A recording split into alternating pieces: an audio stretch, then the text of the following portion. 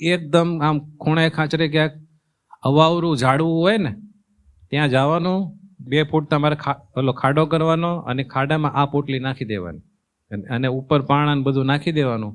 જો કોઈ બહાર કાઢ્યું તો તમારું કેસ ફેલ થઈ જાય. એમ કરીને તમે બધું કરી દો.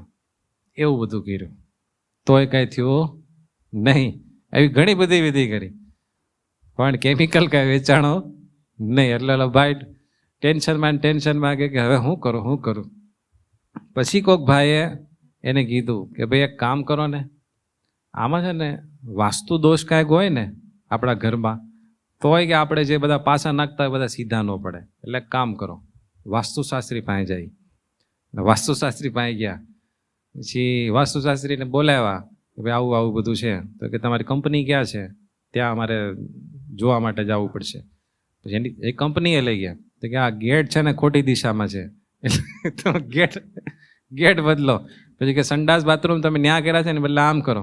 એમ કેટલી તોડફોડ કરીને બધું કર્યું. પછી પાછું 1 મહિનો વાટ જોઈ તોય કાંઈ થયું નહીં. પછી એને થયું કે હાળું કેમ હશે, કેમ નથી થતું. પછી એના કોઈક મિત્રએ કીધું કે ભાઈ તે જેટલા ફેરફાર કર્યા ને એ જ પ્રમાણે મારી કંપનીમાં બધું છે, તોય મારી કંપની તો હાલે છે. એટલે કે તું એ વાસ્તુનું જવા દે, એક કામ કર આપણે જ્યોતિષી પાસે જાય. આમાં એવું હોય કે આમ જ્યોતિષનું જાણનારા હોય ને એને ખબર પડે કે ભાઈ આપણને શું નડે છે. પછી જ્યોતિષ પાસે ગયા. પછી એણે બધા ગ્રહો બધા જોયા કે તમને મંગળ નડે છે. એવું તો કે એક કામ કરો, તમે છે ને એક 11,000ની એક વીંટી આવે મંગળની, એ તમે કરાવો અને બીજા 25,000 આપો એટલે હું 10 બ્રાહ્મણોને રાખીને મંગળનો જે મંત્ર છે ને એની બધી વિધિ કરાવી દઉં.